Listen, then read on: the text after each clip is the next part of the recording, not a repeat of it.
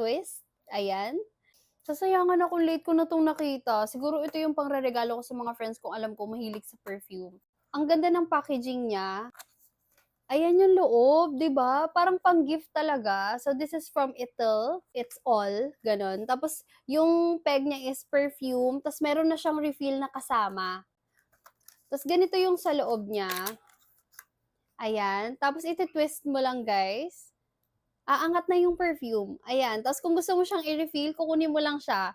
'Di ba super nice? Ta's napakamura lang nito, naka-box pa. Sayang, late ko na siya nakita.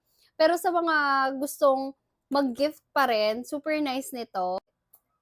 Yung scent na 'to is citrusy, woody, parang may pagka-lemon. So kung gusto mong pa-fresh-fresh lang, ayan, you can get Beloved. Ang gagawin mo, guys, iti-twist mo lang.